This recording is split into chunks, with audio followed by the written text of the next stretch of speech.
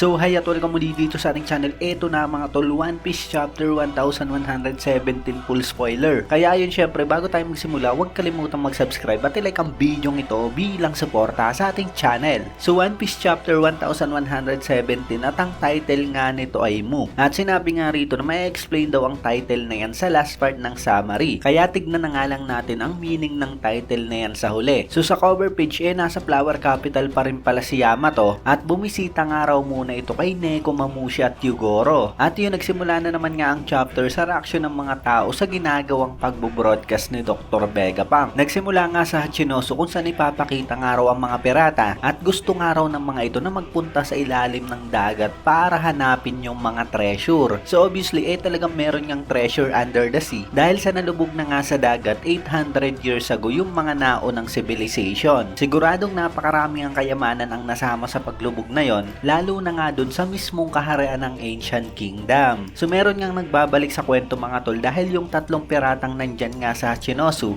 walang iba kundi si Don Craig, si Jin at si Pearl. So talagang inaabangan nga natin ito, lalo na si Jin dahil sa sinabi niya nga kay Sanji dati na magkikita pa nga raw sila. At ngayon nandito na nga sila sa New World sa kuta pa mismo ni Blackbeard. Makikita nga raw nating naglalakad si Don Craig at si Jin habang si Pearl naman kasama raw ng mga piratang gustong mahanap yung treasure under the sea. Mahaba na nga raw ngayon yung buhok ni Don Krieg at suot nga raw nito yung parte ng armor niya. Cut naman kay Mont Black Cricket at sa Saruyama Alliance kung saan naghahanda na nga raw ang mga ito sa barko para sa pagdive nila at paghahanap ng treasure under the sea. Sa isang marine hospital naman ipinakita nga kung saan nagpapahinga ang mga sword member. Injured nga raw ang mga ito pero mukhang hindi naman malala. Nakahiga nga rin daw sa kama si Kobe pero may malay naman daw ito. So siguradong trauma pa nga rin sila sa mga nangyari sa Hachinosu. Nagawa nga mailigtas si Kobe pero ang naging kapalit nga nun walang iba kundi si Garp. Sa X-Drake naman daw nandyan na nga rin. Sinabi ni Kuja ko na gusto nga raw nitong mapag-isa at nagpapagaling nga raw ito sa loob ng isang private room. Sabi naman ni Prince Cruz ang mga sinabi nga raw ni Dr. Vegapunk maglilid nga sa isang napakagulong conclusion. Sagot naman ni Kuja ko yan na nga raw yung oras nila para umakto. So alam naman natin na talagang may sariling ang plano ang mga sword at hindi nga lingid sa kaalaman nila yung pagiging masama ng world government. At kung sakali man na matalo na nga ang world government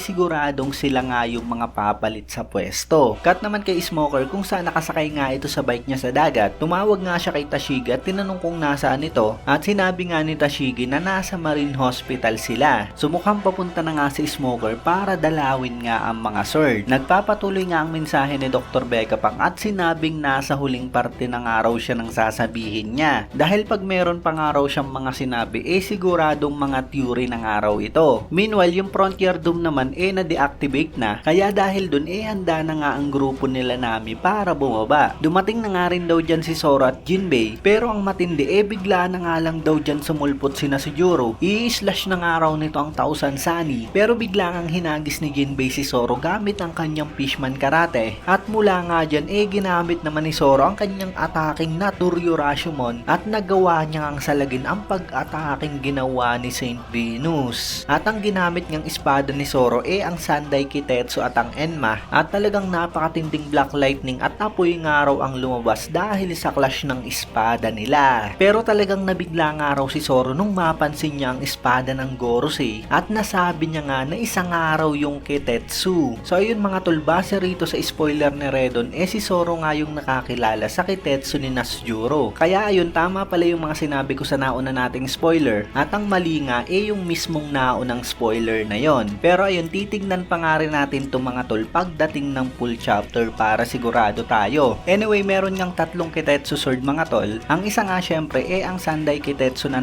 kay Zoro. Ang isa naman yung ginamit na espada ni Luffy sa Wano at basically ang panghuling Kitetsu nga kinonfirm na hawak nitong si Saint Venus. Yan nga walang iba kundi ang Sandai Kitetsu na isang supreme grade sword. So kaya siguro talagang nabigla nga si Zoro nang makita niya ang espadang yon. At sa lakas nga raw ng impact ng clash nilang dalawa talagang tumilapon nga si Zoro pati na nga raw si Saint Venus. Nagawa namang masalo ni Jinbei yang si Zoro at mula nga dyan nag-take off na nga pababa ang Thousand Sunny. At sinabi nga dyan ni Zoro na sila nga raw dalawa ni Jinbei tatalon sa barko later on. Base nga dyan mukhang talagang may balak pa nga si Zoro at siguro talagang gusto niya nga makakalaban pa ang Gorosei dahil nga mula sa espada nito. Sukat naman sa mga nangyayari sa baba sa may barko ng mga giant, maraming araw mga bagong giant ang nilalabanan ng mga marines, pero bigla nga raw dumating si Vice Admiral Bluegrass at nagawa nga raw nitong butasin ang barko ng mga giant gamit ang sea beast weapon. Habang si Dal naman pinatumba nga si Kashi gamit ang atake niyang rock and roll blaster. So talagang hindi nga papatakasin basta-basta ng mga marines ang mga bida natin. Pero eto si Luffy, si Dory at si Brogy nga malapit na dyan sa barko. Sumigaw na nga agad ang dalawang giant na mag-take off na nga raw ang barko, habang si Luffy naman nagtataka kung nasa na ba si Valkyrie dahil sa tumigil na nga raw ito sa paghabol sa kanila. Pero eto ipinakita nga kung nasaan ang mga Gorosei. Si Saturn, si Mars, si Jupiter at si Valkyrie nga napapalibutan na ang ancient robot. At mula nga dyan na-realize ng mga Gorosei na yan nga raw yung robot na umatake sa Maridia 200 years ago. At kasabay nga niyan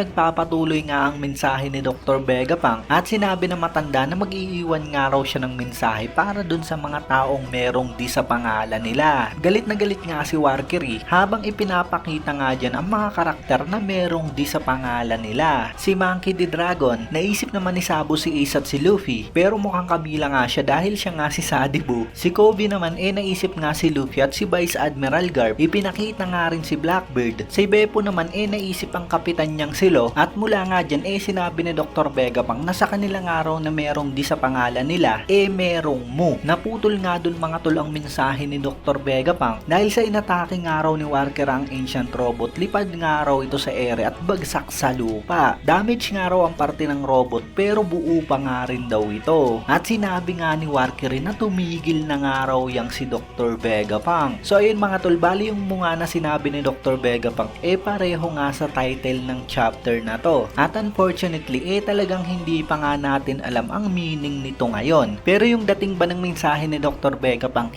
parang sasabihin niya nga na merong traitor sa mga D. Hindi nga ako sigurado pero marami nga rin nagsasabi niyan. At yun dahil nga sa ginawa ni Valkyrie talagang nawala na nga ang signal ni Dr. Vegapunk at tuluyan na nga talagang naputol yung mensahe niya sa buong mundo. Talagang parang na-disappoint nga raw yung mga tao dahil sa naputol na nga yung mensahe. Biglang-bigla nga rin si Bibi at Morgan. Napatanong nga si Bibi kung ano bang gustong sabihin ni Dr. Vegapunk patungkol sa mga D at mukhang talagang naputol na nga raw yung connection. At sa final panel nga ipinakita nga raw si Yerk na paluhod na nga raw ito at mukhang nabuhayan dahil finally naputol na nga ang mensahe ni Dr. Vegapunk. So siguradong excited na nga siya sa pangarap niyang maging isang celestial dragon. Anyway, ayun talagang napakatinding pabitin nga yung nangyari. Hindi natin sigurado talaga kung ano ba yung gustong sabihin ni Dr. Vegapunk. Pero expected na nga nating mangyayari ito dahil sa parang hindi pa nga ito yung tamang oras para malaman nga ng lahat ang patungkol dyan. So bagsak nga agad ang ancient robot dahil sa ginawang pag-atake ni Valkyrie. So titignan natin sa susunod na chapter kung ano ba ang gagawin ng ancient robot, kung lalabanan pa ba nito ang mga Gorosei. Sana nga meron tayong magandang makita dahil sa talagang na-hype nga tayo ng husto dahil sa robot na to. Mataas nga yung expectation natin kaya hopefully sa susunod na chapter